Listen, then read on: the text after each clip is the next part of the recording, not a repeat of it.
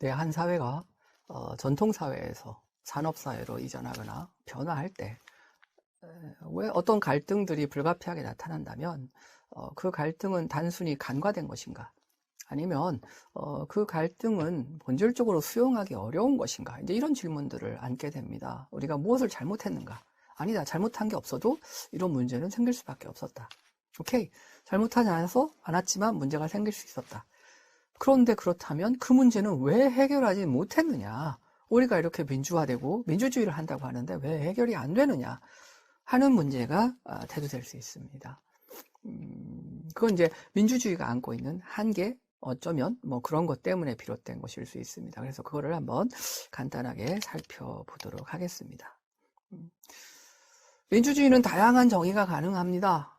구성원들의 요구를 합리적인 토론을 통해서 정책을 결정할 수 있는 체제, 선거 과정, 그 다음에 다양한 측면에서 이제 민주주의를 정의합니다. 그러나 한 가지 확실한 건 우리 같은 경우는 이제 민주주의 형식적인 완성은 되어 있다. 선거를 통해서 정부가 바뀌고 정부나 지도자가 정치적 엘리트가 결정되면 그 특정한 그런 과정이 뒤집어지지 않고 결정이 이제 진행되게 되고 이런 것들이 그리고 사회적인 요구에 대한 책임 이런 것들이 강조되고 또 수용되고 하는 것들을 보면 형식적인 민주주의는 이루어졌다라고 볼 수 있을 것 같아요. 민주주의의 발전을 간단히 살펴볼 필요가 있을까요? 일단 민주주의의 정의부터 다시 한번 짚어보도록 하겠습니다. 민주주의는 그냥 말 그대로 어원을 따져보면 민중과 지배, 그래서 데모스와 크라티아의 합성어라고 할 수 있고요. 대중이 자유롭고 평등한 입장에서 정치에 참여하는 민중이 지배하는 통치체제 전반을 가리키는 의미라고 볼 수 있겠습니다. 물론 이것은 협의와 광의로 나누어 볼 수 있습니다. 협의는 정치체제만을 의미하는 것일 수도 있고 넓은 의미로 본다면 정치뿐만이 아니라 일상생활에서 나타나는 그러한 것들이 전부 민주주의다. 이렇게 정의할 수 있습니다.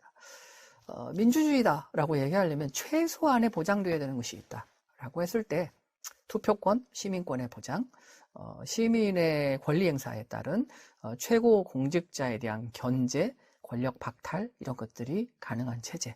이거를 이제 민주주의의 최소 개념에 입각한 최소 강령이라고 할 수 있습니다. 최대 강령이라고 본다면 국민이 권리를 행사하는데 평등 원리를 실현할 수 있는 정치, 누구나 똑같은 권리를 가지는 정치 이런 것들이 최대 강령이라고 할 수 있겠습니다.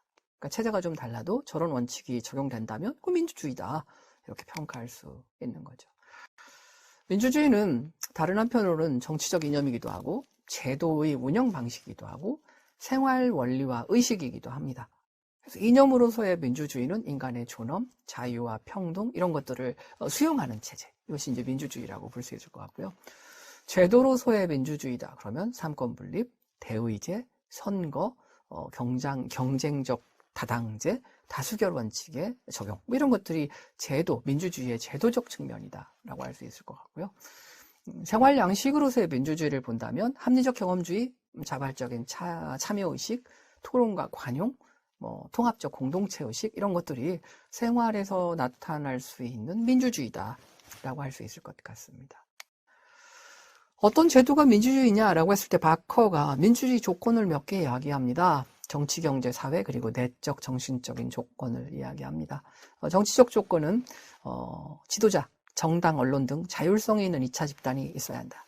국민의 정치 참여 통로가 열려 있어야 한다라는 것입니다. 여기에서 이제 우리 같은 경우는 저 자율성이 있는 2차 집단에 문제가 좀 있는 것처럼 개인적으로는 그렇게 판단을 하고 있습니다. 경제적 조건은 풍요, 평등 이런 것들입니다. 가난하면 민주주의하기 어렵다. 이런 것들인 거죠. 사회적인 조건은 도시와 문자 해독률, 대중매체 발전 정도 이런 것들이 민주주의에 영향을 준다. 대중매체 발전 정도는 민주주의에 필요한 핵심적인 제도들, 기관들 그리고 시민들을 연결한다는 의미에서 되게 중요한 의미를 가지고 있습니다. 그래서 대중매체나 언론이 되게 중요한 경우이고요. 그래서 우리가 민주주의에서 언론에 거는 기대가 되게 큽니다. 언론이 장악되면 이제 민주주의가 심각하게 타격을 입게 되는 거죠. 동원 수단으로 쓰일 것이기 때문에 시민이 정당한 자신의 참여 기회를 보장받기가 어려운 결과로 이어지기가 쉽습니다. 내적 정신적인 조건이 어찌 보면 민주주의의 완성에서 중요한 부분이라고 할 수 있습니다. 앞서 말씀드린 것들은 이렇게 하면 겉으로는 민주주의처럼 보일 수 있어 라고 하는 형식적인 조건이었다면 이제 내적 정신적인 조건은 그 형식적인 민주주의가 진짜 민주주의로 숙성되고 완성되기 위해서 필요한 조건이다 라고 생각하시면 될 것 같고요. 시민의 자질이 필요하고요. 자신의 의견과 다른 의견을 존중하려는 태도도 필요하고요. 합리적인 대화와 토론도 필요합니다. 그렇죠? 그다음에 타협과 관용도 필요하고 다수결에 대한 승복도 필요합니다. 이 다수결은 약간 함정이 있는 표현입니다. 무조건 다수의 뜻을 따른다라는 것이 아니고요. 다수의 폭력과는 구분되어야 합니다. 우리가 수가 많으니까 내 뜻대로 할 거야 라고 하는 것은 다수의 폭력이고 민주주의 원칙에 합당하다라고 보기는 어렵습니다. 근데 가끔씩 다수의 폭력 현상이 나타납니다. 그냥 밀어붙여서 투표하고 통과되면 와 이겼다 라고 하는 거죠. 다수결은 어쩔 수 없이 택하는 원칙입니다. 모두가 평등한데 모두를 만족시킬 수 없기 때문에 그렇다면 다수를 만족시키는 게 낫지 않느냐라는 어쩔 수 없는 선택이고요. 그 어쩔 수 없었음을 합리화시켜주는 것은 무엇이냐면 그 다수가 소수의 견해를 수용해 주려고 노력해야 한다는 측면이 있습니다. 무조건 배제하는 게 아니죠. 그 다음에 이제 자발적인 참여정신 같은 것도 민주주의의 내적 정신적 조건으로 제시되고 있습니다. 이런 민주주의가 위기를 안고 있습니다. 그래서 민주주의가 발전하면서 다양한 대중민주주의가 이제 위기를 겪게 되는데 소외 현상이 그 대표적인 하나라고 할 수 있습니다. 내가 무엇인가를 정한다고 하더라도 투표를 보면 내 표는 뭐 1000만 분의 1표, 100만 분의 1표 이렇게 되니까 해도 그만 안 해도 그만일 것 같고 모두 국민을 위한다고 하는데 그 국민에 내가 원하는 건 들어있지 않고 뭐 이런 현상들이 나타나면 사람들은 점점 관객으로 바뀌어 갑니다. 그래서 공동체 의식도 실종하고 내가 구체적으로 무엇을 바꿔야 해, 내가 할 수 있어 라기보다는 어떤 정책이 만들어지면 그게 나에게 득이 되느냐, 득이 되지 않느냐만을 생각하는 지극히 개인주의적이고 수동적인 대상으로 변모하게 됩니다. 그렇게 된다면 시민이 사라지는 거죠. 민주주의에는 위기가 생기게 됩니다. 특히 이제 매스미디어가 발전하면서 심리조작 가능성도 대중이 조작될 가능성이 높아집니다. 그래서 합의에 의해서 독재가 일어날 수 있습니다. 그러니까 합의된 것처럼 보이게 만들 수 있는 거죠.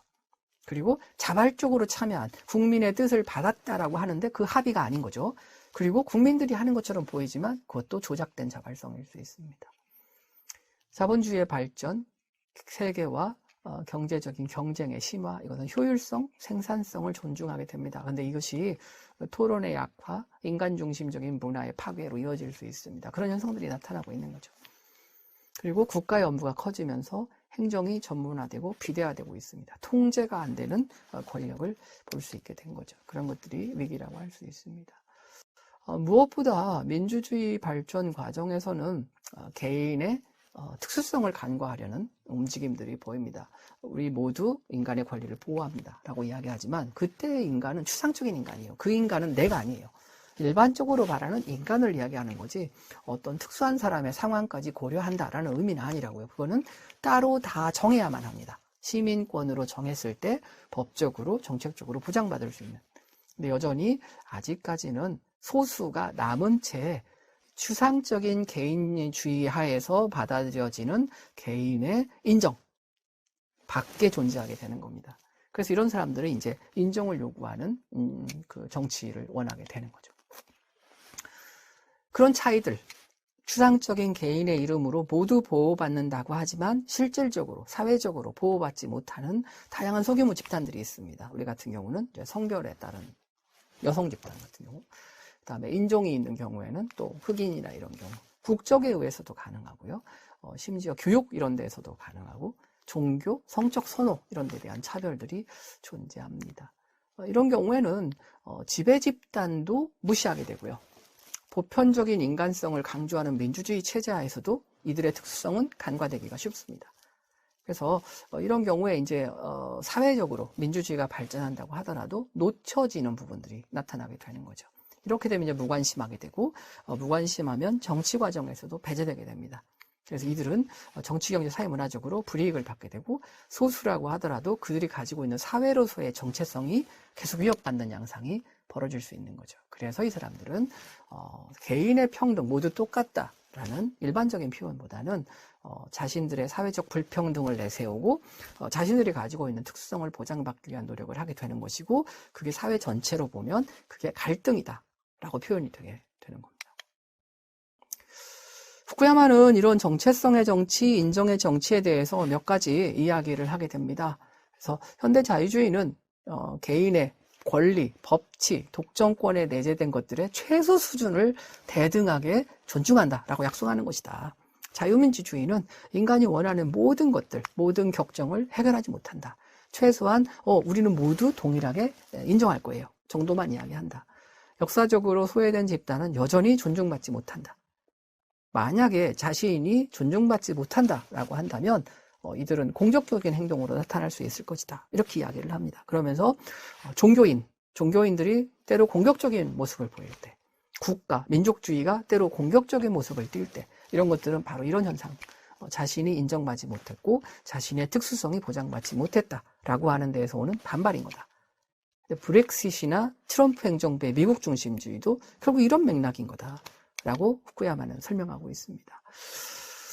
다른 사람과 최소한 동일하게 해달라라고 요구했지만 민주주의는 다수의 원칙을, 다수결을 수용하는 측면이 있기 때문에 수의 정치에서는 인정받기 어렵습니다. 게다가 주류 사회가 타인보다 우월하다는 우월의식을 가지게 되면 소수 집단들은 더 차별적인 지위에 놓이게 됩니다. 이렇게 되면 이들의 인정을 위한 노력들이 시작된다.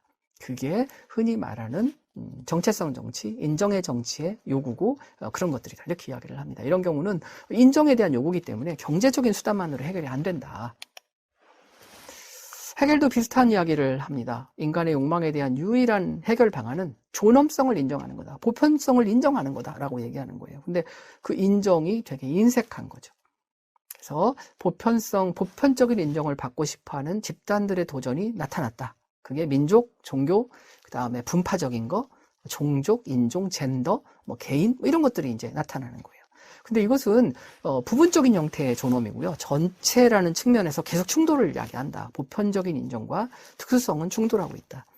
현재 자유민주주의 체제도 이런 것들을 수용하는 데는 한계가 있어서 그게 이제 우리가 안고 있는 사회 갈등으로 나타나는 겁니다. 그러니까 누가 잘못했다기보다는 민주주의가 가지고 있는 다수결이라고 하는 어떤 측면, 그 다음에 원칙적인 보편적 가치의 선언, 이것이 사회가 발전하면서 야기되는 소수 집단의 특수성을 수용할 수 있는 수준에 이르지 못했다. 그게 우리 사회가 안고 있는 문제이고 실제로 이것이 한국 페미니즘 논쟁과 같이 어떤 특정한 상황에서 사회 갈등이 촉발되는 배경이기도 하다. 이렇게 말씀드리면 될 것 같습니다. 사실은 그런 의미에서 본다면 모두 최소한의 승인을 요구하게 될 겁니다. 그리고 이렇게 최소한의 승인을 요구하는 것이 정체성의 정치로의 전환을 요구하는 것입니다. 좌파 같은 경우가 이제 그걸 앞서서 얘기하는 건데 후쿠야마는 대신에 다른 이야기를 합니다. 갑자기 좌파들은 경제 문제에 집착을 해서 노사 문제 이런 이야기를 하다가 갑자기 어느 순간부터 사회 내에 있는 소수 집단의 이익을 대변하면서 다문화주의를 하자, 다문화를 외친다. 이유는 뭐냐? 라고 했을 때 후쿠야마는 좀 다른 해석을 합니다. 좌파가 사회복지국가를 건설하는 과정에서 거시적인 사회 변화를 만들어낼 만한 대안을 찾아내지 못했다. 자신의 실패를 감추기 위해서 새로운 요구를 발견해냈다. 그래서 소수를 확대시키고 단순히 노동자의 복지 이런 게 아니고 경제적인 측면에서 사회적인 측면으로 논리를 확대시키면서 결국은 다문화라는 프로그램이 필요하다라고 이야기했다. 그래서 다문화는 좌파가 만들어낸 정치적 프로그램이다 라고 이야기를 합니다.